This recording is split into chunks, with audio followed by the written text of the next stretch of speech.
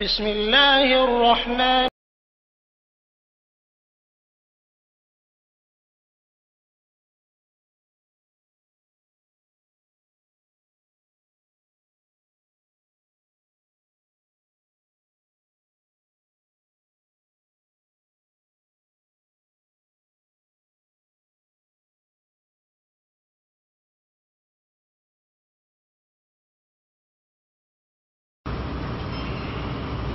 إن الحمد لله نحمده ونصلي على رسوله الكريم. أعوذ بالله من الشيطان الرجيم. بسم الله الرحمن الرحيم. يا أيها الناس اتقوا ربكم الذي خلقكم من نفس واحدة وخلق منها زوجها وبث منهما رجالا كثيرا ونساء واتقوا الله الذي تساءلون به والأرحام إن الله كان عليكم رقيبا.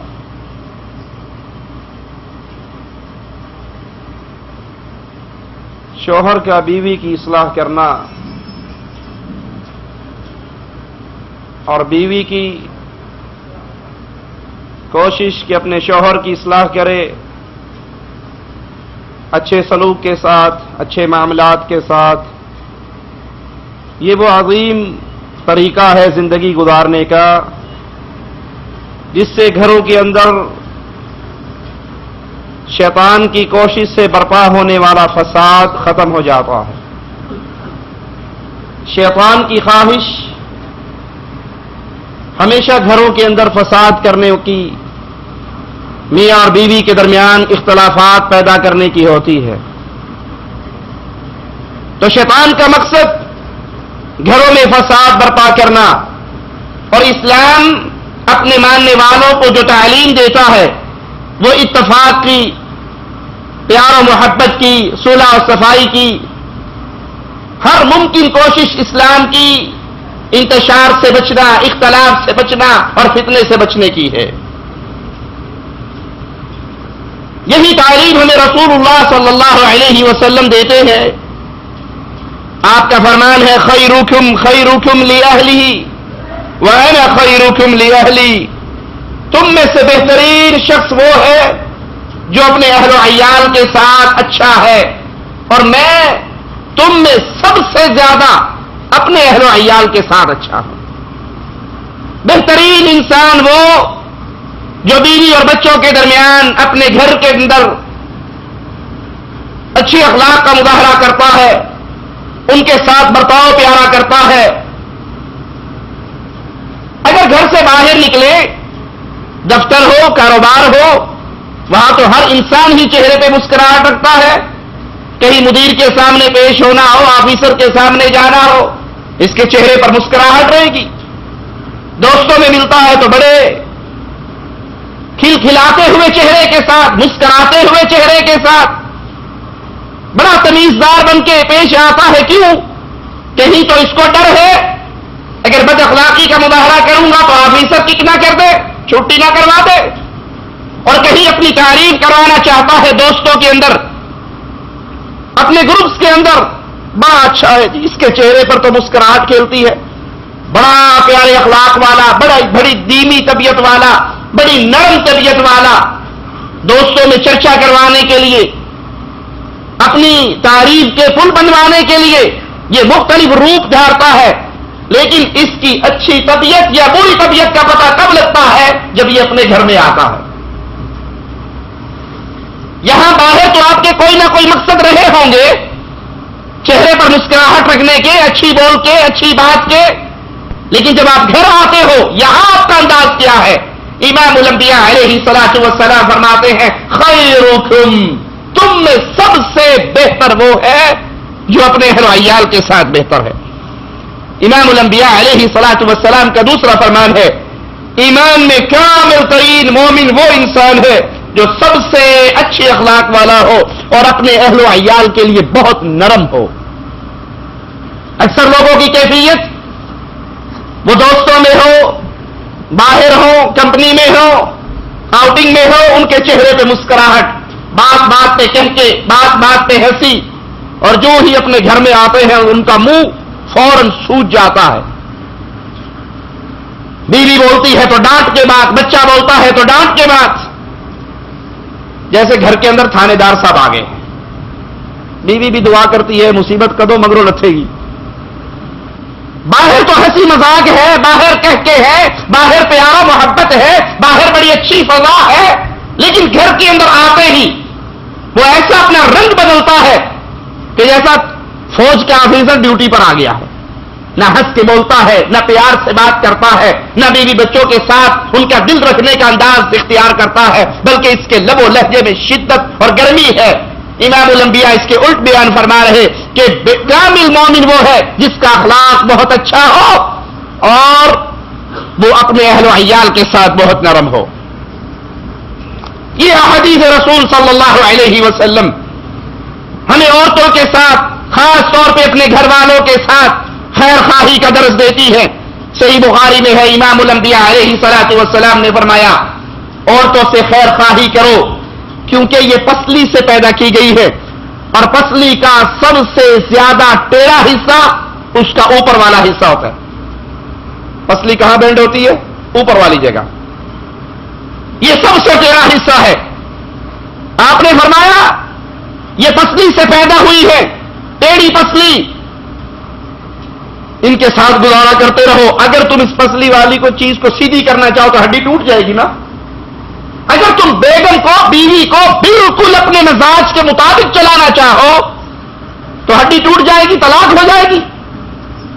وہ آپ کے مزاج کے مطابق نہیں چل سکتی. فرمایا اگر تو اس کو سیدھا کرے گا تو توڑ بیٹھے گا.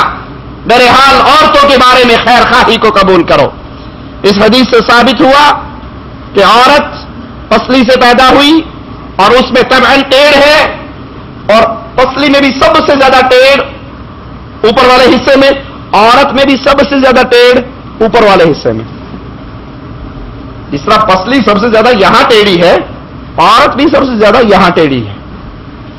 شک و شبہ دل کے اندر, کسی دوست کا میسج آ گیا موبائل پہ پڑھ رہی, اچھا یہ میسج کوئی چکر ہے, آج ڈیوٹی سے لیٹ آئے ہیں, بجائے خامن کے گھر آنے پر اس کے ہاتھ سے سامان لے, اس کے ماتھے کو چومے, اس کو ٹھنڈا پانی شربت پلائے, اس کو بٹھائے, اس کو دعائیں دے, اس سے پوچھے جی کوئی پریشانی تو نہیں ہوگی تھی, کوئی ایکسیڈنٹ تو نہیں ہو گیا, کوئی راستے میں روڈ تو بلاک نہیں تھا, اتنی دیر سے کہاں سے آئے ہو,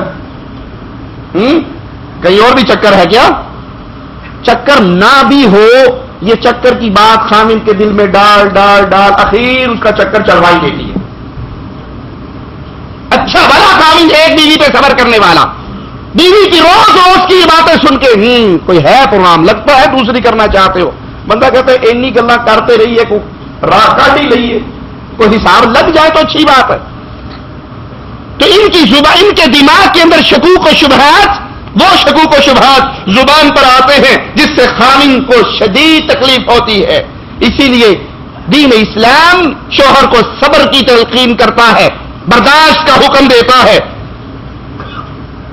کچھ خامن ایسے بھی ہوتے ہیں جن پر شروع شادی میں, ابتدائی دنوں میں ہی یہ بھوت سوار ہوتا ہے کہ میں نے بڈھی سیدھی کرنی ہے. بجائے پیار سے, محبت سے, اخلاق سے, ترتیب سے, تربیت سے, قرآن کی آیات سنا کر, احادیث رسول سنا کر, نبی کریم صلی اللہ علیہ وسلم کی ازواج کے قصے سنا کر, صحابیات کے واقعات سنا کر, اس کے دل کو نرم کر کے کوئی ہدیہ دے کر, کوئی تحفہ دے کر اس کو قائل کرنے کے, وہ پہلے دن ہی ماشاء اللہ والا ڈنڈا رکھتا ہے, آوے سے ہی میرے کار میں نے سیدھی کر کے رکھ دیا گا. تو وہ سیدھی ہونے کے بجائے اس کو توڑ بیٹھتا ہے. معاملہ انتشار, اختلاف, یہ اپنی جگہ پہ اڑی ہوئی, وہ اپنی جگہ پہ اڑا ہوا. اب دو گرم تارے ملاؤ گے تو فیوز اڑے گا نا. بجلی کی دو تاروں میں ایک گرم ہوتی ہے اور ایک ٹھنڈی ہوتی, دو گرم ملا دو تو ساری وائر اڑ جائے گی. جہاں خامن دیکھتا ہے بیوی گرم ہے تو اس کو چاہیے کچھ نرم ہو جائے, اور اگر ادھر بھی معاملہ گرم رہے اور ادھر بھی گرم رہے تو نتیجہ فیوز کے اڑنے میں ہوگا, گھر کے حالات درست نہیں ہوں گے. لہذا عورت فطری طور پہ ٹیڑھ پن ہے اس کے اندر, اس کے ساتھ صبر سے اپنی زندگی گاڑی کی گزارتے رہو. اکثر خامندوں کا, شوہروں کا گھر برباد کرنے میں ان کے دوستوں کا بڑا ہاتھ ہوتا ہے. جس طرح بیوی کو خراب کرنے میں سہیلیوں کا, پڑوسنوں کا ہاتھ ہوتا ہے, اسی طرح شوہر کو برباد کرنے میں، آدمی کو خراب کرنے میں بھی اس کے دوستوں کا بڑا ہاتھ۔ ایک بڑا مشہور جملہ ہمارے انڈیا پاکستان میں چلتا ہے، کسی کو دیکھے کہ اگر بیوی اس کی خامن پہ حاوی ہے تو دوست کے میں لگتا ہے انہیں بلی نہیں ماری، اور اگر دیکھو کسی کو وہ بہت اچھے پیار محبت سے چل رہے انہیں بلی مار لی سی۔ یہ بلی مارنے کا کیا ڈرامہ ہے؟ وہ کہتے ہیں جی ایک بندے نے شادی کی اور شادی کرتے ہی پہلی رات اس نے بڑی ایک سوچی سمجھی سکین کے تحت اپنے بیڈ روم میں بلی لا کے چھوڑ دی۔ اب بلی نے کیا میاؤں، خامی کہتا چپ، دوبارہ آواز نہیں آنی چاہیے۔ وہ بلی ہے، جانور ہے، اسے کیا پتا؟ اس نے پھر کہا میاؤں۔ نے کہا میں نے ایک دفعہ کہا نا، اور میں اپنی بات کو دوبارہ دہرانے کا عادی نہیں ہوں، دوبارہ آواز آئی تو مار ڈالوں گا۔ اس نے تیسری بار جب میاؤں کیا تو اس نے پسٹل نکالا، فائر کیا اور بلی کو وہیں مار دیا۔ بلی بھی مر گئی اور عورت کی جان بھی مر گئی کہ اتنا ظالم ہے، تھانے دار کے ساتھ شادی ہوئی ہے۔ یہ ایک بات کو دوسری بار نہیں سنتا، اب وہ ساری عمر بلی کی طرح ڈر ڈر کے کہ اگلی گولی پتہ نہیں میرے متھے کدوں وجنی، وہ گزار دیتی ہے۔ تو یہ شوہر کو تعلیم دی جاتی ہے، اس کو سمجھایا جاتا ہے دوستوں کی طرف سے بلی مار لینا، لیکن کبھی کبھی یہ کہانی الٹی بھی ہو جاتی ہے۔ ایک بہت بڑے عالم کی کتاب سعودی عرب سے ہی چھپی، میں اس کو پڑھ رہا، اس کے اندر یہ بلی مارنے کا ایک واقعہ یوں بھی درج ہے، سنیے۔ شادی ہوئی پہلی رات، دوستوں نے کہا اگر بلی مار لی تو ساری زندگی سکون سے، بلی نہ مری تو تجھے یہ بلی بنا لے گی، خیال کرنا۔ اس نے کہا بالکل ٹھیک ہے۔ وہ بلی لے کر آیا اپنے بیڈ روم کے نیچے، اس نے چارپائی کے نیچے چھوڑ دی۔ بلی نے کیا میاؤں، اس نے کہا چپ، دوبارہ آواز نہ آئے۔ اس نے پھر کیا، کہا میں نے تو ایک دفعہ کہا تھا دوبارہ آواز نہیں سنتا، تو نے دوبارہ کیا، اب کیا تو مار ڈالوں گا۔ اس نے جب تیسری بار میاؤں کیا تو اس نے پسٹل نکالا اور اس کو فائر مارا۔ اب وہ لڑکی جو اس کے پاس تھی وہ بلی نہیں تھی، وہ کھڑی ہو گئی، کہنے لگی اچھا تو اتنا بے علم، کم عقل، جاہل، اجڑ، گنوار کہ تجھے ایک معصوم سے جانور کو مارتے ہوئے شرم نہیں آئی؟ ایسے اجڑ کے ساتھ میں زندگی برباد نہیں کر سکتی، کلّا ستا رہا میں چلنی ہے۔ یہ اٹھ کے اپنے باپ کے گھر چلی گئی۔ صبح دوستوں نے پوچھا سنا بلی مار لی؟ کہ میں بلی سے نہیں ماری، بڈھی پہ جا بیٹھا۔ تو پہلی ہی رات یہ جنون سوار کرنا، پہلی ہی ملاقات میں یہ سوچنا کہ میں نے اس بیوی کو اپنے مزاج کے مطابق تیار کرنا ہے۔ ارے اللہ کے نبی خبر دے رہے ہیں صلی اللہ علیہ وسلم، یہ تیری پسلی سے پیدا ہوئی ہے، اس کی اصلاح کرتے ہوئے پیار محبت سے گزارا کرتے رہو۔ اگر تم اس کو اپنے مزاج کے مطابق بالکل سیدھا کرنا چاہو گے، اس کو توڑ بیٹھو گے اور گھر کو برباد کر بیٹھو گے۔ صحیح مسلم میں ہے، امام الانبیاء علیہ الصلوۃ والسلام فرماتے ہیں ان المرأة خلقت من ضلع لن تستقیم لك على طریقہ، عورت تو پسلی سے پیدا کی گئی ہے، وہ تیرے لیے کبھی بھی ایک طریقے پہ زندگی نہیں گزار سکتی۔ وہ مشینری کو ڈھال نہیں سکتے کہ آپ اس کو ایک کمپیوٹر کی طرح کمانڈ دے دیں، آرڈر دے دیں، اب وہ ساری زندگی اس کمانڈ کے مطابق گزار دیں، نہیں۔ آپ نے فرمایا وہ تیری پسلی سے پیدا ہوئی ہے، وہ ایک طریقے پہ ساری عمر تیرے ساتھ نہیں گزار سکتی۔ اس حدیث کو سامنے رکھیے اور اپنے گھروں میں پیدا ہونے والی بے سکونیوں کو، پریشانیوں کو، غموں اور دکھوں کو پیار سے، محبت سے، قرآن اور حدیث کے دلائل پہ عمل کرتے ہوئے ان کو محبت کی فضاؤں کے اندر بدلو۔ اگر گھر کے اندر سکون ہو تو دنیا میں سکون لگتا ہے، اور اگر گھر کے اندر بے سکونی ہو، اگر گھر کے اندر بے سکونی ہو تو انسان کو لے جا کر آپ کسی پہاڑی کے اوپر بھی بٹھا دیں، بڑی خوبصورت جگہ پر، اگر وہ گھر سے اس کو ٹینشن ہے تو اس کو پورے جہان میں ہی ٹینشن نظر آئے گی۔ اس گھر کے فساد کو ٹھیک کرنے کا راستہ رسول اللہ صلی اللہ علیہ وسلم کی احادیث، اور جو بیویوں کی تلاش میں ہیں وہ اپنے ذہن سے یہ بات کھرچ دیں کہ آپ کو ایک ایسی لڑکی، ایک ایسی عورت ملے گی جس میں کوئی عیب نہیں ہوگا، کوئی عیب نہ ہو۔ اگر اس میں کوئی ایک برائی ہے تو 10 اچھائیاں بھی ہوگی۔ مجھے یاد ہے میں اپنے بڑے بھائی کے لیے رشتہ تلاش کرتے ہوئے ہمارے ایک جماعت کے عالم حافظ یحییٰ امیر محمدی حافظہ اللہ رحمہ اللہ، ان کے پاس میں گیا تو میں نے کہا آپ صاحب بڑے بھائی کے لیے پریشان ہیں، شادی کے لیے رشتہ تلاش کرنے کے لیے۔ تو میرے استاد بھی تھے، مجھ سے ان کی بڑی محبت بھی، کہنے لگے کیا شرائط ہے تمہاری؟ ہم نے کہا جی پہلی شرط اہل حدیث، اور ہمارا تو پورا خاندان دوسرے راستے پر ہے، ہم تیسرے راستے پہ ہیں، ہمیں تو پہلی شرط اہل حدیث چاہیے. کہا اچھا ماشاءاللہ اہل حدیث مل جائے گی، تلاش کر لیں گے. اس کے بعد ہم نے کہا جی ہم سادات میں سے ہیں، سید ہیں، زیدی ہیں، اگر سید بھی مل جائے. کہا اچھا سید بھی چاہیے، انشاءاللہ کوشش کریں گے. اور کہا جی خوبصورت بھی ہو. کہا اچھا تیسری شرط خوبصورت بھی ہوگی. اور کہا جی باپردہ بھی ہو، دیندار بھی ہو. کہا اچھا ماشاءاللہ. اور میں نے کہا صاحب وہ بھائی عالم دین ہے اور بڑا دعوت کا کام کر رہے ہیں، اگر عالمہ مل جائے. کہا اچھا ماشاءاللہ آپ کو اہل حدیث بھی چاہیے، سیدہ بھی چاہیے، خوبصورت بھی چاہیے اور عالمہ بھی چاہیے. ایک ہے اور اگر تم چلے جاؤ وہاں تک پہنچ جاؤ انکار بھی نہیں ہوگا، رشتہ مل جائے گا. میں کہا سب جلدی بتائیے وہ کون ہے. کہا جنت سے حور لے آئیے، اس کے اندر کوئی برائی نہ ہو، ساری تمہاری ڈیمانڈ پوری، ایک کڑی میں ساری شرطیں موجود ہو. آپ سے فرمانے کہ ایسی جنت سے ہی مل سکتی ہے، دنیا کے اندر تو ایک چیز ملے گی، دوسری نہیں ملے گی، دوسری ملے گی، تیسری نہیں ملے گی. تو جو لوگ اس تلاش میں لگے رہتے ہیں کہ ہم بے عیب تلاش کرنی ہے، اس میں کوئی برائی نہ ہو، ہماری مرضی کے خلاف اس کے اندر کوئی بد عادت نہ ہو، وہ ساری عمر کنوارے تو رہ سکتے ہیں. تو آپ بنیاد تلاش کیجئے نکاح اور شادی کی، اور وہ کیا ہے؟ امام الانبیاء علیہ الصلوۃ والسلام نے فرمایا رشتہ داری حسب و نسب کی بنیاد پر بھی ہوتی ہے، نکاح مال کی بنیاد پر بھی ہوتا ہے، حسن کی بنیاد پر بھی ہوتا ہے. تو جب بھی نکاح کرنا دین کی بنیاد پہ کرنا. صحیح بخاری میں ہے رسول اللہ صلی اللہ علیہ وسلم فرماتے ہیں ما رأیت من ناقصات عقل و دین. اے عورتوں میں نے عورتوں سے بڑھ کر دین اور عقل میں ناقص اور کسی کو نہیں دیکھا.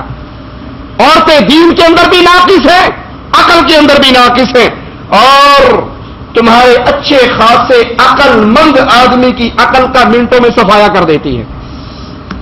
بندہ باہر بہت عقل مند، دوستوں کے اندر بڑا مشہور کہ جی اتنا عقل والا ہم نے اور کسی کو نہیں دیکھا.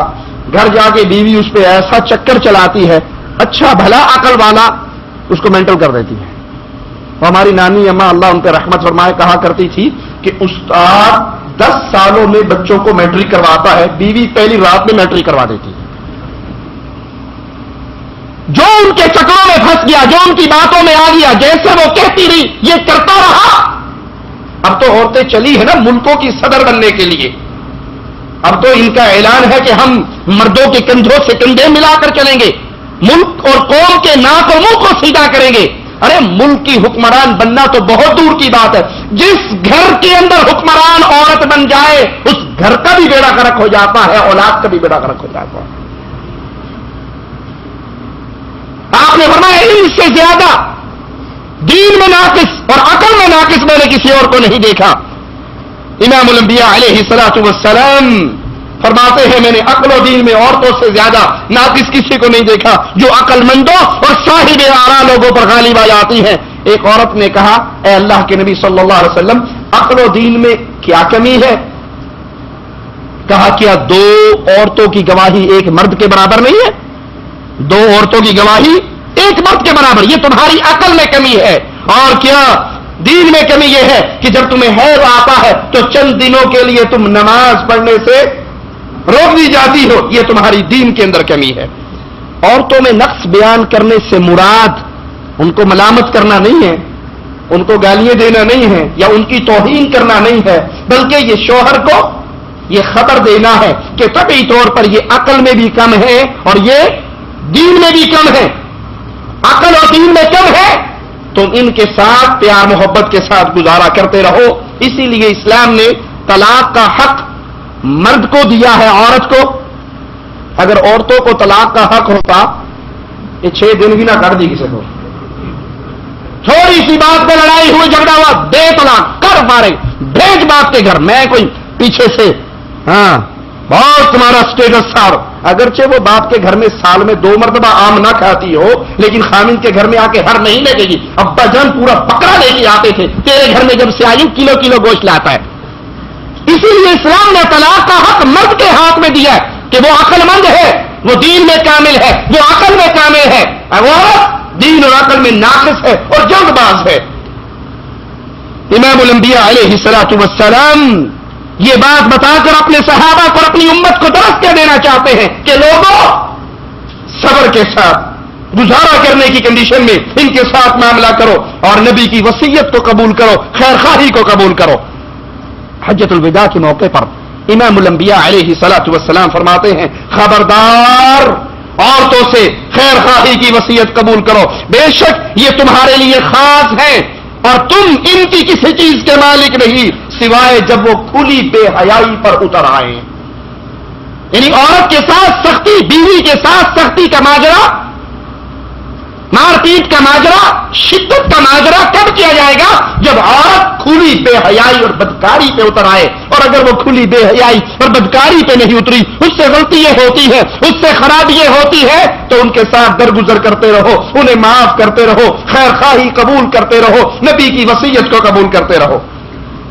عورت کی ساری غلطیاں معاف ہو سکتی ہیں، لیکن بے غیرتی والی غلطی معاف شریعت کی نظر میں، بے غیرتی والی غلطی معاف، باقی غلطی ہے معاف۔ میں مثال دیتا ہوں آپ کو سمجھانے کے لیے۔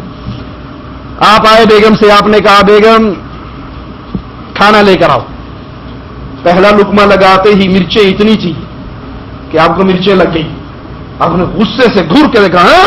میں نے کہا جی معاف کر دو، غلطی ہو گئی معاف کر دو، بھول کے ڈال بیٹھی، اندازہ نہیں تھا، جا معاف کیا۔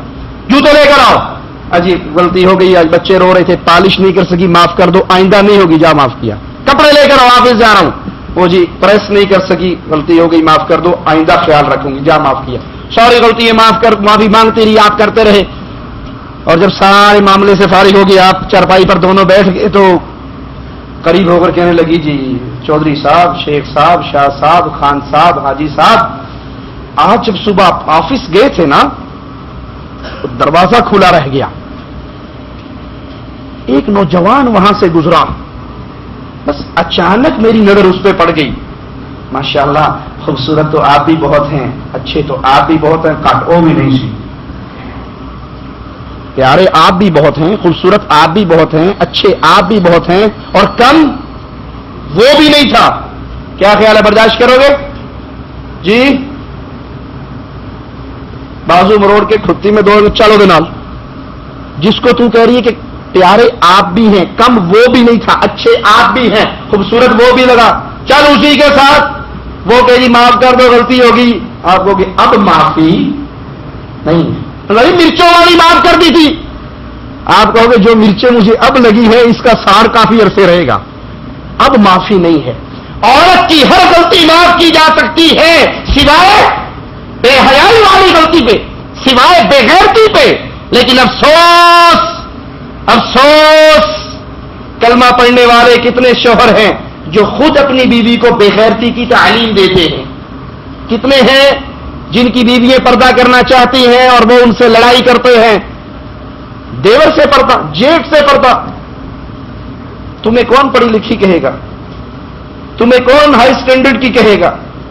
تم نے تو پارٹی میں شرکت نہ کر کے میری ناک کٹوا دی، ہر آدمی اپنی بیوی کو وہاں پر لے کر آیا اور وہ کھلے منہ، کھلے سر، کھلے بالوں کے ساتھ سج دھج کر آئی، ایک مین تھا جو اکیلا کھڑا تھا اور میری بیوی کوئی نہیں تھی، وہاں تو ہر بندہ پارٹی میں اپنی بیگموں کو تیار کر کے لے کر آیا، اور پارٹیوں میں جانے والے ان بے حیاؤں کا حال کیا ہوتا ہے؟ یہ بندہ ادھر ہے، ایک بندہ ادھر ہے، اس کی بیوی اس کے ساتھ، اس کی بیوی اس کے ساتھ۔ کبھی دیکھے آپ نے اخبار، شادی پارٹیز دیکھی؟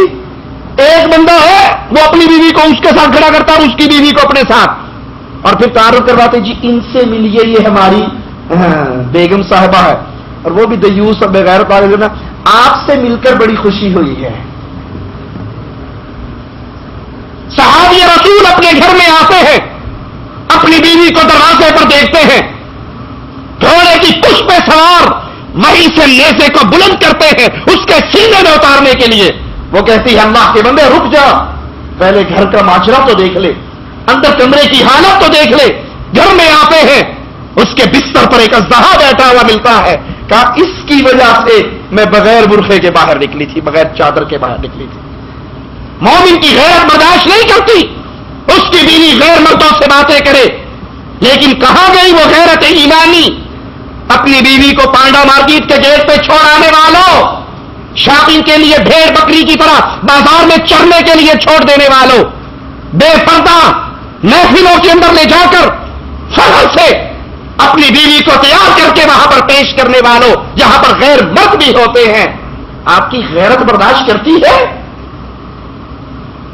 اسلامی غیرت کو اپنے دل میں پیدا کیجئے، پردوں کو اپنے گھر کے اندر رائج کیجئے، پوری دنیا ناراض ہو جائے، ابھی تو آپ بھائی کی ناراضگی کی وجہ سے، باپ کی ناراضگی کی وجہ سے، کزن کی ناراضگی کی وجہ سے بیوی کو بے پردہ لے کر گھومتے ہیں، ان محفلوں میں جاتے ہیں اور بھول جاتے ہیں کہ آپ کے اس عمل سے اللہ ناراض ہو چکا ہے۔ اپنے گھر کے اندر دینی ماحول کو پیدا کیجئے۔ رسول اللہ صلی اللہ علیہ وسلم فرماتے ہیں، صحیح مسلم کے اندر ہے، کوئی مومن مرد اپنی مومنہ بیوی سے بغض نہ رکھے۔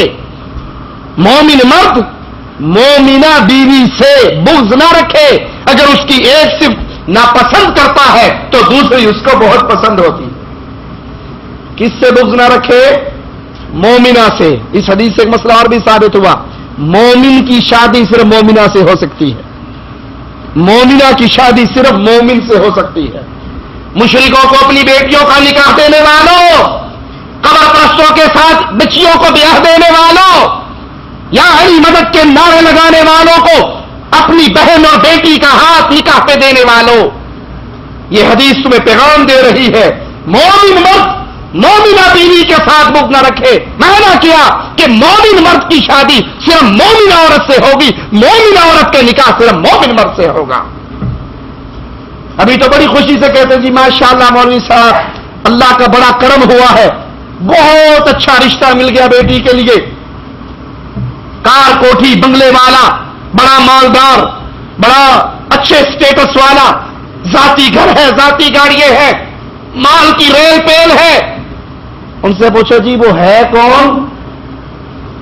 اے تو پوچھیا ہی نہیں جی، اسی دنیا کے سٹیٹس کو دیکھا ہے، آخرت میں اس کا اللہ سے کیا رشتہ، کیا تعلق، کیا معاشرہ ہے؟ وہ اللہ کو سجدے کرتا ہے یا قبروں پہ سجدہ ریز ہے؟ وہ بیت اللہ کا طواف کرتا ہے یا لال شہباز کلندر کی درگاہ کا طواف کرتا ہے؟ وہ اللہ کو مشکل کشا مانتا ہے یا علی کو مشکل کشا مانتا ہے؟ انہوں نے کہا جی یہ پوچھا نہیں، اگر وہ ہوا بھی اس طرح کا تو ہماری بیٹی آہستہ آہستہ ٹھیک کر ہی لے گی، اور اگر ٹھیک نہ کر سکی تو بھول گئے ہو کہ اس کے بطن سے کون جنم لے گا؟ اور کیا آپ کی بربادی کے لیے یہی ایک گناہ کافی نہیں رہے گا کہ آپ نے ایک مومنہ کو مشرکوں کے خاندان میں بیاہ دیا؟ مومن مرد اپنی مومنہ بیوی سے بغض نہ رکھے، اگر اس کو ایک صرف بری لگتی ہے تو دوسری اچھی لگے گی۔ مثال دے کے سمجھاتا ہوں، شوہر اسے چاہیے بیوی کی بد ذوقی پر صبر کرے۔ آپ کا جو ذوق ہے وہ آپ کی بیگم کا ذوق نہیں ہے۔ مثال کے طور پہ شوہر شعر و شاعری کو پسند کرتا ہے، اچھے اشعار کو پسند کرتا ہے، اب بیوی کے سامنے کھڑے ہو کر وہ شعر پڑھتا ہے اور بیگم کے سر کے اوپر سے گزر جاتا ہے، پتہ نہیں آپ نے کیا کہا ہے، کوئی حرج نہیں ہے، اس کا ذوق نہیں ہے۔ اگر دنیاوی معاملات کے اندر کسی مسئلے میں اس کا ذوق آپ کے ذوق سے ٹکراتا ہے تو اس پہ صبر کیجئے۔ امام الانبیاء علیہ الصلوۃ والسلام کی شریعت ہمیں یہی تعلیم دیتی ہے، رب کا قرآن ہمیں یہی درس دیتا ہے۔ فَإِن كَرِهْتُمُوهُنَّ فَعَسَىٰ أَن تَكْرَهُوا شَيْئًا، اگر تمہیں ان کی کسی چیز سے کراہت ہو، اس کا کوئی ماجرا، کوئی عمل، کوئی مسئلہ تمہیں اچھا نہ لگے، تو ہو سکتا ہے تم اس سے کراہت کر رہے ہو اس کے اس مسئلے سے، وَيَجْعَلُ اللَّهُ فِيهِ خَيْرًا كَثِيرًا، تم بیوی کے اس معاملے کو برا جانتے ہو اور اس کے اندر اللہ تمہارے لیے زیادہ بھلائی رکھ دے۔ تمہارے مزاج کے مطابق وہ نہ ہو، اس کی کچھ باتیں تمہیں اچھی نہ لگتی ہو، لیکن اللہ اس کے ذریعے اس میں سے تمہیں ایسی خیر عطا فرمائے، تو آپ کی سوچ اور میری سوچ، آپ کا ماجرا اور میرا ماجرا، اگر اس کے اندر کوئی ایک غلطی ہے تو اس کی باقی 10 نیکیوں کو اپنے سامنے رکھیے۔ ایک اور مثال سے سمجھیے، مثلا خامد کا ذوق ہے کہ اس کی بیوی بڑی نرم و نازک ہونی چاہیے، ایسی بیوی اس کے دل کے اندر آئیڈیل کہ میری بیوی بڑی نرم و نازک جسم کی، نرم و نازک ہاتھوں والی، اب اس کو مل گئی اس کے الٹ جس کے ہاتھ بھی سخت ہیں، جسم بھی ہارڈ ہے، اب یہ اس کو ایک بات بری لگی، لیکن وہ اس میں یہ خیر تلاش کرے کہ یہ میری کتنی خدمت کر رہی ہے، یہ میری ٹانگیں دباتی ہے، میرے سر پہ تیل لگاتی ہے، میری مالش کرتی ہے، میرا جسم دبا دیتی ہے. اگر اس کا جسم نرم و نازک نہیں تو دوسری طرف سے اللہ نے مجھے اس میں سے کتنی خیر دی ہے. اور ایک بندہ ہے اس کو نرم و نازک چاہیے تھی، نرم و نازک تو مل گئی، لیکن وہ کہ میری ٹانگ دبانا، 2 مٹھیاں پڑ گئے میرے اپنے ہاتھ درد ہو گیا، میں تیری کتوں دباواں، تو میری دبا دے پہلے. تو نرم و نازک تو مل گئی، لیکن اس سے وہ خیر جو دوسرے کو ملی ہے اس سے یہ محروم رہ گیا. ایک سوچتا ہے میری بیوی بڑی خوبصورت ہونی چاہیے، اسے قبول صورت مل گئی اور اللہ نے اس میں سے اس کو بیٹوں کی نعمت دے دی، اولاد کی نعمت دے دی. ایک کو بڑی ہیرو لڑکی ملی لیکن اس میں سے اولاد کی نعمت نہیں ملی. تو آپ کسی بھی مسئلے کے اندر اگر کوئی ایک چیز بری لگ رہی ہے تو اس کی باقی اچھائیوں کو، باقی باتوں کو دیکھیے. مثال کے طور پہ ایک شخص کی خواہش ہے کہ اس کو بیوی ایسی ہونی چاہیے جو چاشنی والی، اس کی آواز سنے تو ترنم کانوں کے ذریعے دل میں اترے، شہد سے زیادہ میٹھی اس کی آواز ہو، اس کو مل گئی پھٹی ہوئی آواز والی. لیکن اس میں خیر کیا ہے؟ اس میں خیر یہ ہے کہ وہ جب بھی اپنی بیوی کو ایک کام کہتا ہے تو وہ جواب میں کہتی اچھا جی، ٹھیک ہے جی، جیسے آپ کی مرضی، جیسے آپ کہتے ہیں میں ویسے کر لیتی ہوں. اب اس کی آواز تو آپ کی ڈیمانڈ کے مطابق نہیں، لیکن یہ سونے کے پانی سے لکھنے کے قابل جملے روز آپ کے کانوں میں اتارتی ہے. جو آپ کہتے ہیں میں وہی کر لیتی ہوں، جیسے آپ کی مرضی ہے میں ویسے کر لیتی ہوں، جیسے چاہے کر لے، مجھے کوئی آپ سے اختلاف نہیں ہے. اب آپ اس کے ترنم کو دیکھو گے یا اس کے ہیرو سے زیادہ قیمتی جملوں کو دیکھو گے؟ اور اچھا اگر آپ کو مل جائے بڑی چاشنی کی آواز، بڑی میٹھی، بڑی ترنم والی آواز، لیکن آپ کہتے ہیں کہ یہ کام کر، میں نے کہا میرے کو نہیں ہوتا، آپ کر لا. آپ کو وہ ڈیمانڈ تو مل گئی لیکن آپ دوسری خیر سے محروم رہ گئے. تو جب بھی اپنے گھر میں جائیے، آپ کو بیوی کا کوئی عمل برا لگے، اگر وہ قرآن و حدیث کے خلاف نہیں، گھریلو معاملات ہیں، روزمرہ کے امور ہیں، اس کی کوئی ایک بات آپ کو بری لگتی ہے تو اس کی 10 باتیں اچھی ہیں، آپ اس کی طرف توجہ کیجیے. اسی طرح شوہر کو اپنے گھروں کی اصلاح کرتے ہوئے بیوی کی ناشکری پر صبر کرنا چاہیے، کیونکہ اکثر بیویے الا من رحم ربی، اکثر بیویے وہ مولوی کی ہو یا عوام الناس میں سے کسی کی ہو، جب غصے میں آتی ہے تو غصے میں آ کر وہ اپنے خامن کے اگلے پچھلے سارے احسانوں کو بھلا کر پانی پھیر دیتی ہے. غصے میں جب عورت آتی ہے پھر وہ بھول جاتی ہے اس کے خامن نے اس پر کیا احسان کیے، بلکہ اکثر کی زبان پہ پھر جملہ کیا ہوتا ہے، جب نہ تیرے نال بیاہ ہے نا مصیبت پہ گئی ہے، جب سے تیرے ساتھ شادی ہوئی ہے پتہ نہیں کون سا منحوس دن تھا وہ جب میں تیرے نکاح میں آئی تھی، آج تک تیرے گھر سے میں نے خیر دیکھی نہیں. واللہ کچھ بیویاں ایسی بھی ہوتی ہیں جب غصے میں آئے وہ کاغذ پینسل لے کے بیٹھ جاتی ہیں، اچھا ٹھیک ہے 20 سال ہماری شادی کو ہو گئے، آپ لکھوائیے 20 سالوں میں آپ نے مجھے دیا کیا ہے. بندہ متھا پڑ کے بیٹھ جاتا، میں حساب کتوں لکھواواں، مجھے گھر کے لیے الگ اکاؤنٹنٹ رکھنا چاہیے تھا جو میری روزمرہ کی ضروریات جو لاتا تھا وہ لکھ کے رکھے. اس کی خبر بھی ہمیں رسول اللہ صلی اللہ علیہ وسلم نے دی. صحیح بخاری میں ہے، امام الانبیاء علیہ الصلوۃ والسلام فرماتے ہیں یکفرن الاحسان لو احسنت الى احداهن الدهر، یہ احسان فراموش ناشکری کرنے والی، اگر تو ساری عمر ان میں سے کسی عورت پر احسان کرتے رہو، ثم رأت منك شيئا قالت ما رأيت منك خيرا قط، ساری عمر بیوی کو کھلاتے رہو پلاتے رہو، جب بنارسی ساڑی مانگے وہ لا کر دو، جب جاپانی میک اپ مانگے وہ لا کر دو، جب گولڈ کی چیزیں مانگے وہ لا کر دو. بیوی کو تو انسان چلو دیتا ہی دیتا ہے، یہ غیر دیار میں رہنے والے مساکین جب چھٹی جا رہے ہوتے ہیں تو بیوی رہ گئی، ایک لمبی لسٹ ہوتی ہے، سالی کے لیے گولڈ، ساس کے لیے گولڈ، بیوی کی بھابھی کے لیے گولڈ کا بڑا چیز چاہیے، اتنے سالوں بعد جاری میرا نہ کٹواؤ گے وہاں، اتنے سالوں کے بعد آئیے، نہ بہن کے لیے کچھ ہے نہ ماں کے لیے کچھ ہے. انا للہ و انا الیہ راجعون. یاد کر لینا، سنا دوں آپ کو، خامند پر بیوی پر خرچ کرنا ضروری ہے، اور خامند پر یہ فرض نہیں ہے، واجب نہیں ہے کہ وہ اپنے پیسے سے اپنی بیوی کو حج کروائے۔ بیوی کے پاس اگر حق مہر کی رقم یا وراثت کا مال ہے، اپنے پیسے میں سے حج کرتی ہے، کرے۔ اگر خامند کرواتا ہے تو یہ اس کا نفلی عمل ہے، یہ اس کا احسان ہے، یہ اس کی محبت ہے، وگرنہ شریعت اس کو واجب قرار نہیں دیتی کہ تو اپنی بیوی کو حج کروا۔ نہیں، اگر حج کروانا اس پہ ضروری نہیں ہے تو سالیوں کے لیے گولڈ، ہونے والی بھابھیوں کے لیے گولڈ، بندہ مصیبت میں پھنسا ہوا ہوتا ہے، کہتا چلو ٹھیک ہے کوئی نہیں، جیسے یہ کہتی ہے سر چھوٹ کے کر دے رہو۔ نبی علیہ الصلوۃ والسلام فرماتے ہیں یہ احسان فراموش ہے، ساری عمر تم ان کو کھلاتے رہو، ان کو بھی دیتے رہو، ان کی بہنوں کو بھی دیتے رہو، بھائیوں کی شادیوں میں بڑھ چڑھ کر کالے بریف کیس بھر بھر کے یہاں سے لے جاتے رہو۔ کسی دن اگر کوئی لسٹ پوری نہ ہو سکے، پچھلے سالوں پہ پانی پھیرتے ہوئے کہے گی جدوں دی تیرے گھر بڑیاں بھوکے نال بیاہ ہو گیا ہے۔ بھوکے کے ساتھ منگنی شادی، اس کے ساتھ اگر پھنس گئی ہوں، مر گئی ہوں، میرے پیچھے تو بہت سے رشتے آ رہے تھے، پتہ نہیں میری قسمت تیرے ساتھ کیوں پھوٹ گئی تھی۔ اس کی خبر ہمیں امام الانبیاء نے دی کہ عورتیں ایسی کریں گی، کرتی ہے، تو خامن کو چاہیے اس کی ناشکری کے یہ جملے سن کر صبر کرے، برداشت کرے۔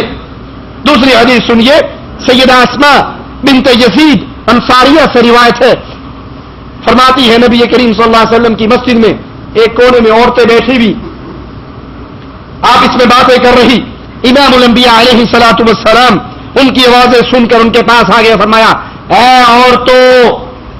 عورتوں کی جماعت، میں جہنم کے ایندھن میں اکثریت میں نے عورتوں کو ہی دیکھا ہے، عورتوں کی اکثریت جہنم میں جانے والے، حالانکہ جتنی آسان جنت کا حصول عورت کے لیے ہے، مرد کے لیے، عورت کے لیے جتنا آسان جنت میں جانا ہے، مرد کے لیے اتنا آسان فرض نمازیں، فرض نمازیں، فرض روزے، فرض نمازیں، فرض روزے، عزت کی حفاظت، خامند کی اطاعت، کتنے کام ہوئے جی؟ اوکھی گل ہے، کوئی مشکل کام ہے؟ فرض نمازیں، فرض روزے، عزت کی حفاظت، خامند کی اطاعت۔ جو عورت یہ چار کام کر لے گی، جنت کے ہر دروازے کو کھول کر کہا جائے گا جہاں سے جی آتا ہے جنت میں چلی جا۔ لیکن خامند کی اطاعت والی کلی اتنی اوکھی ہے کہ اکثر یہی آ کے پھنستی ہے، اکثر یہی آ کے فیل ہوتی ہے۔ اتنا آسان عورتوں کے لیے جنت میں جانا، لیکن اللہ کے نبی نے فرمایا اے عورتوں کی جماعت، میں نے تمہاری اکثریت کو جہنم کے اندر دیکھا ہے، یعنی جہنم کے ایندھن میں اکثریت تمہاری۔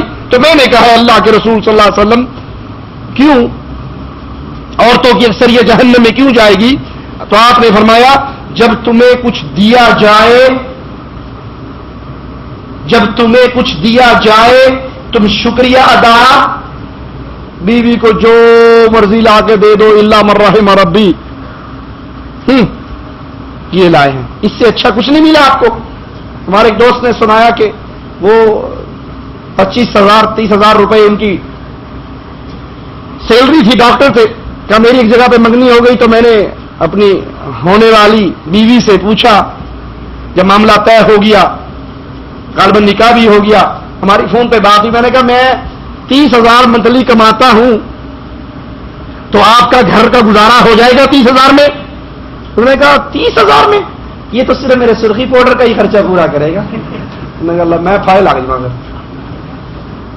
ان کو جو مرضی دے دو۔ نبی نے خبر دی ہے بہت کم ہے جن کی زبان سے شکریہ کا لفظ نکلے، شکر ادا کرنے والی نہیں، بلکہ وہ سمجھتی جو ہمیں دیا گیا یہ ان کے اوپر فرض تھا، یہ ان کے اوپر فرض تھا ہمیں دے۔ اور یہ صبح بھوکا ڈیوٹی کرنے جائے، صبح کا ناشتہ اس کو نہ ملے، اس کے بیٹے کو کھانا نہ ملے، وہ بیچارہ کبھی سمولی کھا کے، کبھی عصیر پی کے، کبھی کیک کھا کے، کبھی کھجورے کھا کے، کبھی بادام کھا کے بازار اسکول جاتا رہے۔ میں کہا کوئی بات نہیں، ٹھیک ہے، اس طرح بھی چل جاتا ہے۔ وہ اگر نہ دیں تو وہ ان کی ڈیوٹی نہیں ہے، خامد کو کھانا کھلانا ڈیوٹی نہیں ہے، اولاد کی تربیت کرنا ڈیوٹی نہیں ہے، ان کو پیشاب بہانے کی طریقے سمجھانا ڈیوٹی نہیں ہے۔ سعودی عرب میں رہتے ہیں، یہاں پیشاب کرانا کون سے کرا؟ پیمپر لگایا، پیمپر کھولا، باہر پھینک دیا، بندے کو لسٹ بنا کے دے دی، پیمپر موقع اور لیں۔ کیا تمہیں لگے تھے؟ پچھلوں کو لگے تھے؟ اگر خامد کوئی چیز لا کر دیتا ہے تو زبان سے شکریہ ادا کیجیے، مہربانی محبت اور پیار سے۔ جب آپ اس کا شکریہ ادا کریں گی تو شوہر اور لانے کے لیے اس کے دل میں اپنے آپ ولولہ پیدا ہوگا، اور جب پہلی پہ اس کو ڈانٹے سننے کو مل جائے 800 روپے کا سوٹ، آج کل بھی کوئی 800 روپے کا سوٹ پہنتا؟ میاں بیوی کہیں رہتے تھے، خامد نے 10-12 سوٹ بیگم کو بنا دیے۔ ایک دن بیٹھی بیٹھی کہنے لگی وہ جتنے میرے سوٹ تھے نا محلے کی سب سہیلیوں نے دیکھ لیے، اب تو کوئی اور سوٹ بھی نہیں رہا جو ان کو دکھا سکوں پہنا کے، مہربانی آپ کی 2-4 سوٹ اور لا دیجئے۔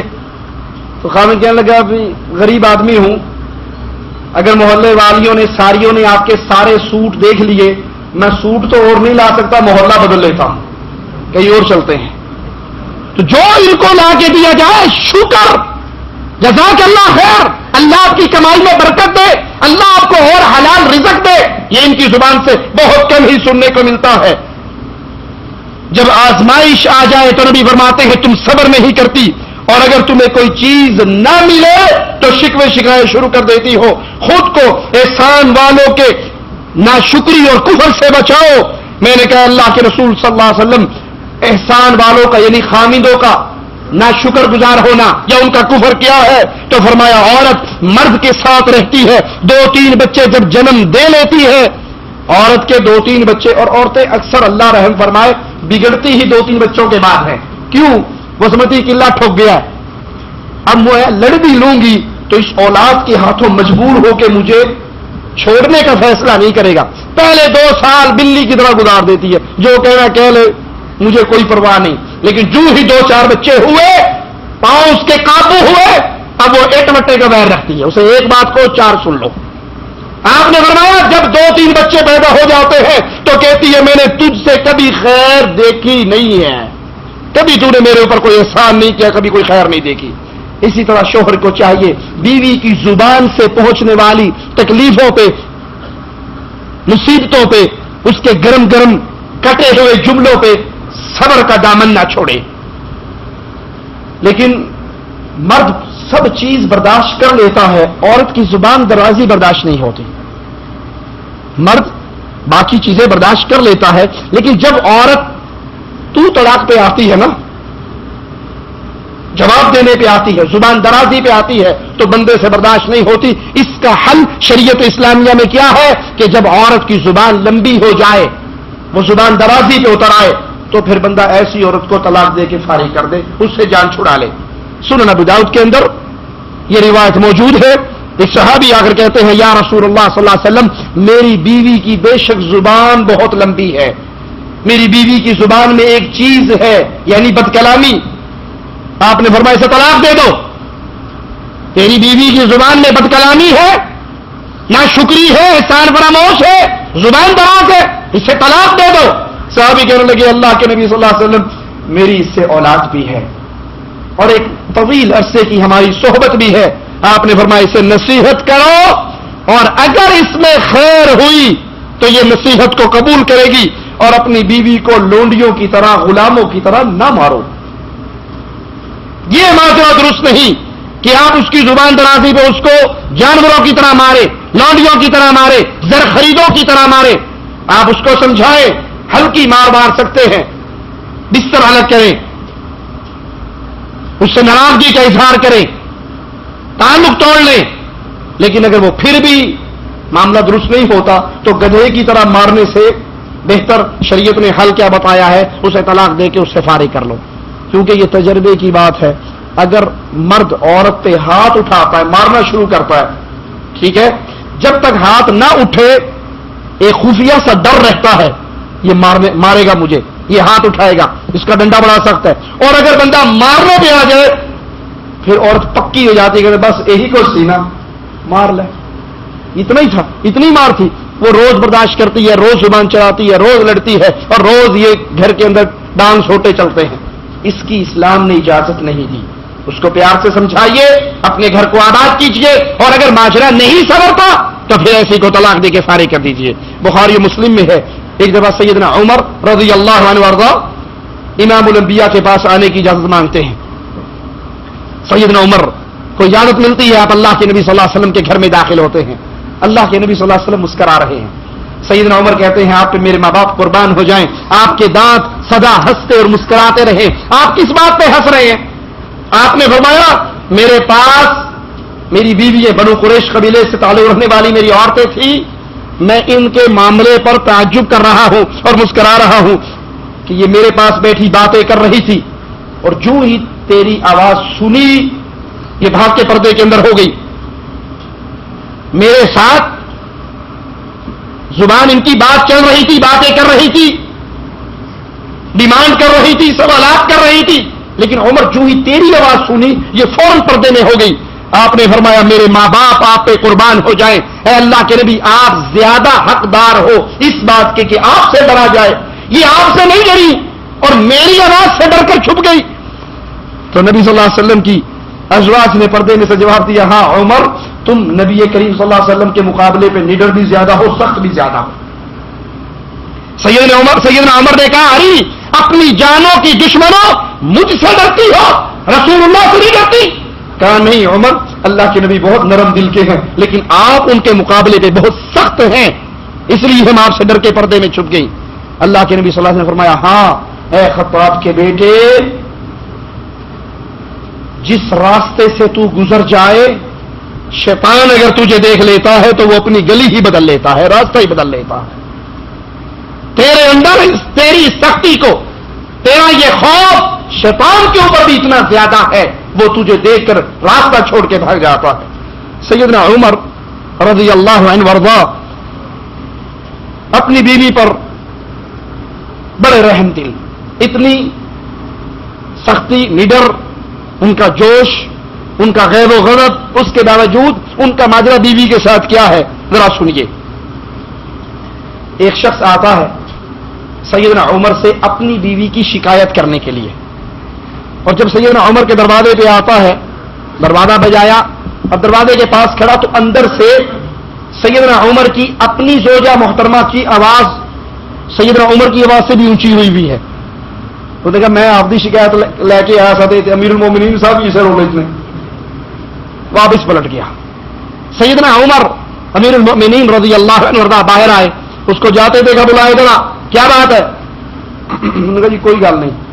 نے کہا جی کچھ تو ہے، تو میرے دروازے پہ آیا، پھر کچھ مانگے، کچھ سوال کیے، کوئی ماجرا پیش کیے، بغیر واپس جا رہا ہے. کہا امیر صاحب وہ مسئلہ یہ تھا امیر المومنین رضی اللہ عنہ وارضا، میں اپنی بیوی کی شکایت لے کر آیا تھا، مجھ سے بڑی لڑتی ہے، جھگڑتی ہے، بڑی آواز اس کی مجھ سے اونچی رہتی ہے، میں تو اپنی بیوی کی شکایت کرنے آیا تھا، لیکن جب میں آپ کے دروازے پر آیا جو ماجرا میرے گھر کا ہے وہی آپ کے گھر کا ہے. میں نے کہا واپس ہی چلیے، صبر ہی کرنا چاہیے.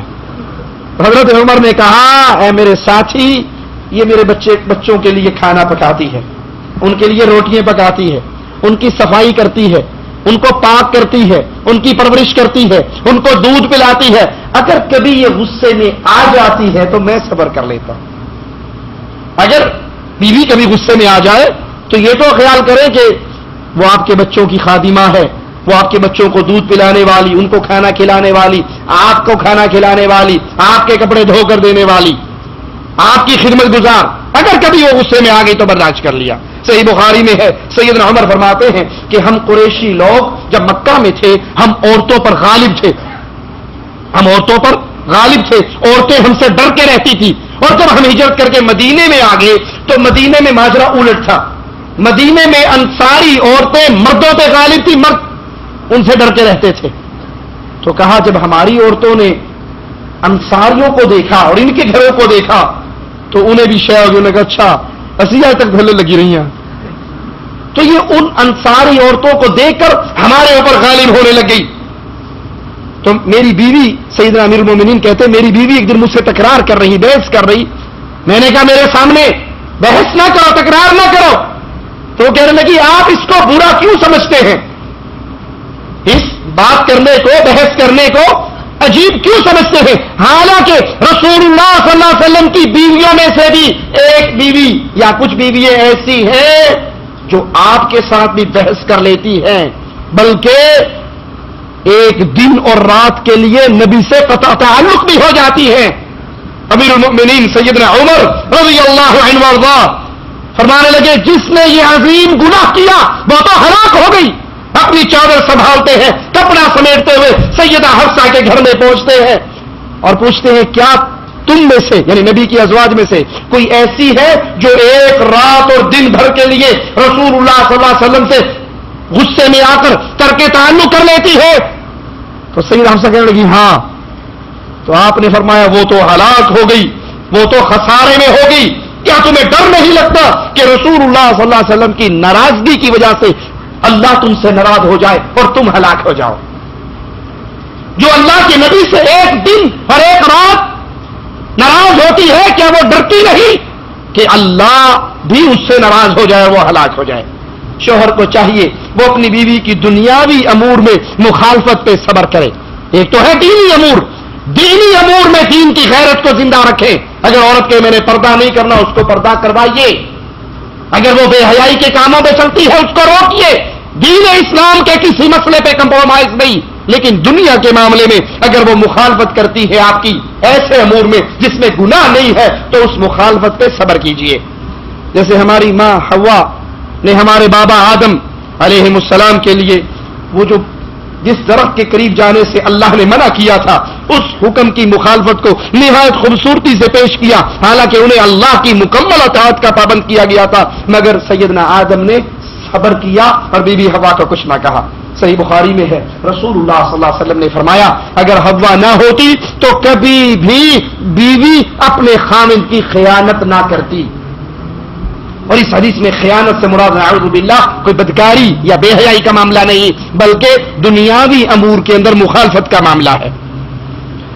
بیوی کی اصلاح میں عورت کی اصلاح کرتے ہوئے خامند کو تشدد سے اپنے ہاتھ کو روکنا چاہیے، تشدد نہیں کرنا چاہیے۔ صحیح مسلم میں ہے امام الانبیاء نے فرمایا اگر کوئی اپنی بیوی کو سیدھا کرنے بیٹھے گا تو اس کو توڑ دے گا، اور بیوی کا توڑنا سے مراد اس کو طلاق دینا ہے۔ بیوی کی کجی کے باوجود، اس کی سختیوں کے باوجود، اس کے گرم جملوں کے باوجود مرد کو چاہیے وہ کے دامن کو اپنے ہاتھ سے نہ چھوڑے۔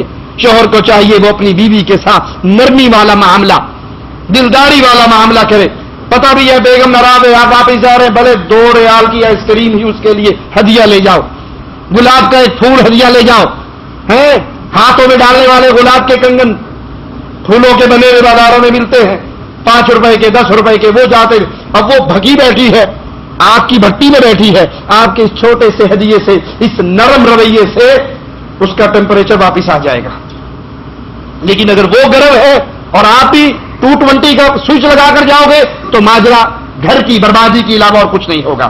صحیح بخاری میں ہے امام الانبیاء علیہ الصلوۃ والسلام نے فرمایا بے شک عورت پسلی سے پیدا کی گئی ہے، اگر تو اسے سیدھا کرنا شروع کر دے گا تو توڑ بیٹھے گا، اور اگر چھوڑ دے گا تو یہ مسلسل ٹیڑھی ہی رہے گی، بس عورتوں سے نصیحت کو قبول کرو۔ دوسری روایت میں ہے بے شک عورت پسلی سے پیدا کی گئی، اگر تو اسے سیدھا کرے گا تو توڑ بیٹھے گا، بس اس کے ساتھ حکمت اور حسن سلوک والے معاملے کے ساتھ اپنی زندگی کی گاڑی چلاتے رہو، اس کے ساتھ گزارا کرتے رہو حکمت کے ساتھ۔ میں آپ کو مثال دیتا ہوں،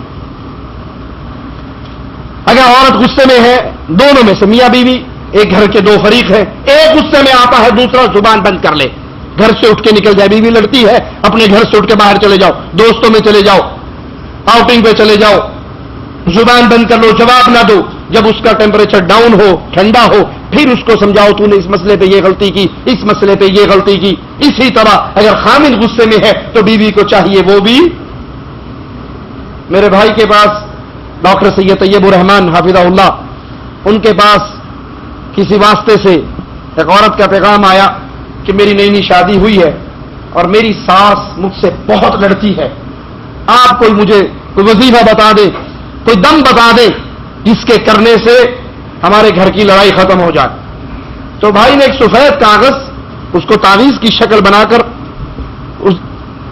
سوال کرنے والے کو بھجوا دیا کہ یہ ایک بڑا کامیاب نسخہ تجھے دے رہا ہوں، جب تیری سانس لڑنے لگے اپنی جاڑوں کے درمیان اس کاغذ کو رکھ کے زور سے دبا لینا، جتنی وہ زیادہ لڑے تو نے اتنا زیادہ زور اس پہ ڈالنا، ایک ہفتے کے اندر اندر گھر کی لڑائی ختم ہو جائے گی۔ تو وہ کچھ عرصہ گزرا اور وہ گھر کے اندر آئی اور بھائی کی زوجہ کو کہنے لگی ماشاءاللہ ماشاءاللہ اتنا اچھا نسخہ بتایا، جس دن سے وہ تعویذ لے کر گئی ہوں سانس نے لڑنا ہی چھوڑ دیا۔ حقیقت میں کیا ہے، جب وہ لڑتی تھی یہ اس کو دباتی تھی، آگے سے جواب نہیں دیتی تھی، تو دیوار سے ٹکر کون مارے گا؟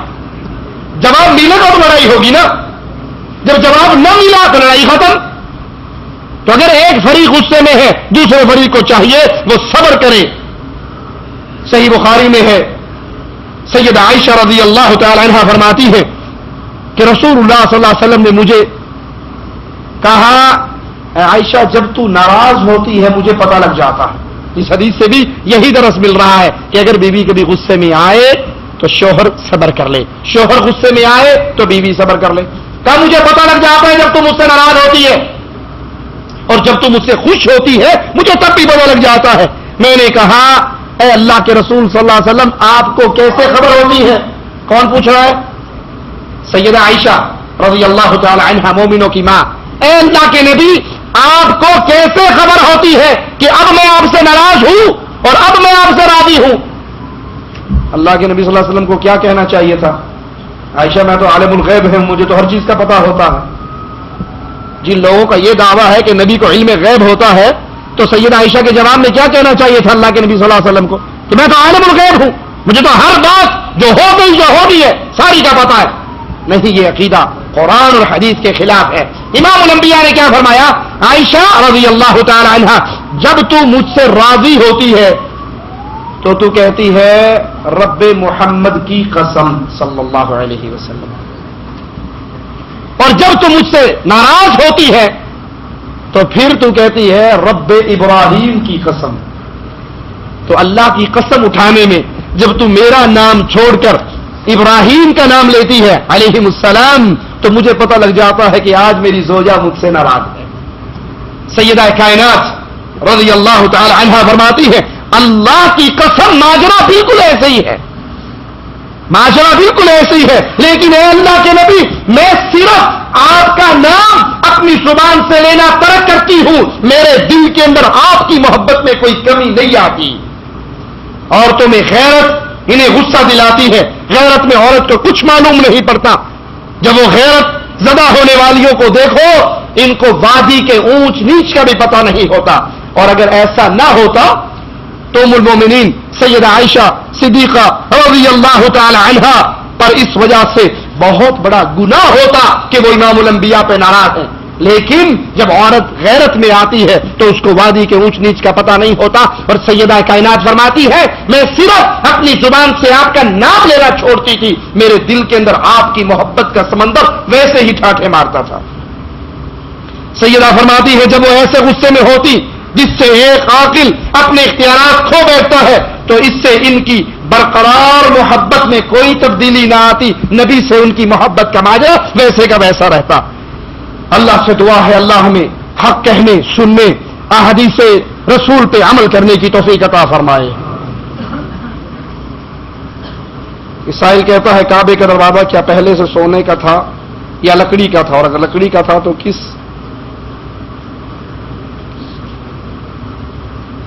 کس طرح کسی کو سمجھایا جائے کہ یہ بدعت نہیں ہے؟ اب لوگ کہتے ہیں کہ اب سونے کا بنایا گیا تو یہ بدعت ہے۔ بدعت کے اصول کو یاد کر لیجئے، وہ عمل جو دین اسلام میں ثواب کی نیت سے جس کا اضافہ کیا جائے، کوئی ایسا کام کیا جائے جس پہ ثواب کی امید رکھی جائے اور وہ عمل قرآن میں نہ ہو، حدیث میں نہ ہو، وہ عمل بدعت ہے۔ کل محدثۃ بدعہ کل بدعۃ ضلالہ کل ضلالۃ فی النار۔ دین میں ہر نیا کام بدعت ہے۔ کس میں؟ دین میں ہر نیا کام بدعت ہے، اور ہر بدعت گمراہی ہے، ہر گمراہی جہنم میں لے جاتی ہے۔ امام الانبیاء نے ایک رکعت میں 2 سجدے کیے، اب کوئی تیسرا شروع کرے گا تو یہ بدعت ہے۔ امام الانبیاء علیہ الصلوۃ والسلام نے آذان کے بعد درود و سلام کی تعلیم دی، اگر کوئی اذان سے پہلے کرے گا تو یہ بدعت ہے۔ امام الانبیاء نے مرنے والے کے گھر جا کر تعزیت کا اسلوب اور طریقہ سکھا دیا، اگر اب کوئی کھجور کی گٹھلی رکھ کر آیت کریمہ کا ورد کروانے لگ جائے اور اس کو باعث اجر و ثواب سمجھے تو یہ بدعت ہے۔ امام الانبیاء علیہ الصلوۃ والسلام کی شریعت میں اگر کوئی ایسا عمل کیا جائے جس کو قرآن میں ذکر نہیں، حدیث میں ذکر نہیں، اپنے پاس سے اضافہ کیا جائے تو یہ بدعت ہے، بدعت گمراہی ہے اور گمراہی جہنم میں لے جا سکتی ہے۔ بدعت دنیاوی معاملات کے اصولوں کو اس پہ فٹ نہیں کیا جا سکتا، جیسے الیاس قادری صاحب کہتے ہیں کہ نبی صلی اللہ علیہ وسلم کی مسجد کا چھت جو تھی وہ تو کھجور کے تنکے اور کھجور کے شتیر تھے، آج جو مسجدیں ہیں وہ لینٹر ڈلا ہوا ہے، اس میں اے سی ہے، اس میں لائٹنگ ہے، تو یہ سارے کام بدعت ہیں۔ بدعت وہ کام ہے جو ثواب کی نیت سے کیا جائے اور اس کا وجود شریعت اسلامیہ نہ ہو میں موجود نہ ہو اور اس کو دین سمجھا جائے۔ اگر کیا اونٹ کا گوشت کھانے سے وضو ٹوٹ جاتا ہے؟ جی ہاں، اونٹ کا گوشت کھانے سے وضو ٹوٹ جاتا ہے۔ شاہ جی جو یہ جو کہتے ہیں کہ پاکستان میں پیر اللہ کے نبی صلی اللہ علیہ وسلم کا پیر آیا ہے اور ہم نے ویڈیو میں بھی دیکھا ہے چکوال کے اندر نعلین مبارک لگا ہوا ہے کسی گھر کے اندر، یہ دعویٰ مختلف کمپنی مختلف قسم کے لوگ کر رہے ہیں، یہ جھوٹ اور فراڈ ہے، کھانے کا دھندا ہے، وگرنہ انشاءاللہ اللہ نے توفیق دی اس پر ایک مستقل ہم اپنا درس کریں گے۔ اس کے فراڈ ہونے کا ایک ہی جواب اپنے پاس یاد رکھیے کہ وہ جو نشان جس کو نعلین مبارک کہا جا رہا ہے، جو خود بنایا گیا ہے، حلوے کی دیگ پکائی گئی تھی اور اس کا وہ نشان تھا اور کاروبار دکان چلانے کے لیے اس کو نعلین مبارک کہہ دیا گیا، اب اس کے گرد دیواریں کھڑی ہوگی، اس پہ شیشے کا خول بھی چڑھ گیا، دکانداری ماشاءاللہ اچھی فیکٹری لگ گئی، اب ساری عمر ان گھر والوں کو کم از کم کمانے کی ضرورت نہیں ہے، تو اللہ کے لیے سوچئے کہ رسول اللہ صلی اللہ علیہ وسلم کا قدم مبارک 5 فٹ لمبا ہے، انا للہ و انا الیہ راجعون، اس سے بڑی نبی کی توہین اور گستاخی اور کیا ہوگی۔ کسی بھائی نے دعا کی درخواست دی ہے، اللہ اس پہ رحم فرمائے، اس کی مشکلوں کو دور فرمائے۔ چہرہ اور ہاتھ ڈھانپنا چاہیے، جی چہرہ اور ہاتھ ڈھانپنا چاہیے۔ چہرہ اور ہاتھ ڈھانپنا یہ پردے کے اندر شامل ہے، کیونکہ فساد کی ابتدا چہرے سے ہی ہوتی ہے، فساد کی ابتدا چہرے سے ہی ہوتی ہے، اسی لیے جب انسان شادی کرنے لگتا ہے تو اس کو اجازت ہے کہ اپنی ہونے والی بیوی کو ایک نظر دیکھ لے۔ وہ ایک نظر کہاں دیکھے گا؟ گوڈے گٹیا دے، وہ پاؤں پہ نظر ڈالے گا، جی ماشاءاللہ میری ہونے والی بیوی کے پاؤں بڑے خوبصورت ہیں، گوڈے بڑے ٹھیک نہیں دے، وہ چہرے کو دیکھے گا۔ چہرہ ہی مرکز ہے، یہاں سے ابتدا ہوتی ہے، آنکھوں کے ذریعے پیغام رسانی اور یہ پیغام دلوں اور دماغ کے اندر جاتا ہے، سارا مین مرکز چہرہ ہے۔ تو چہرے کو ڈھانپنے کی شریعت میں حکم دیا گیا ہے، ہاتھوں کو بھی ڈھانپا جائے اور چہرے کو بھی ڈھانپا جائے۔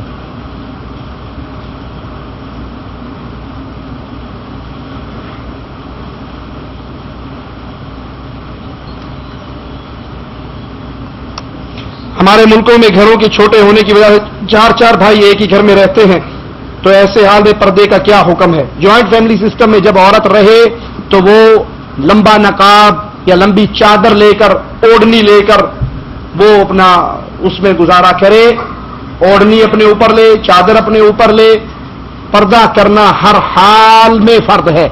اپنے دیوروں کے ساتھ مجبوری میں کوئی بات کر سکتی ہے، لوچ میں اور گپ شپ کرنے کی شریعت نے اجازت نہیں دی، اور اس وقت وہ نقاب نہیں کر سکتی تو ایک لمبی چادر لے کے اپنا چہرہ چھپا لے، اپنی آنکھیں کھول کے اپنے گھر کا کام کاج کرتی رہے۔ اقول قولی ھذا واستغفر اللہ لی ولکم ولسائر المسلمین فاستغفروہ انہ ھو الغفور الرحیم۔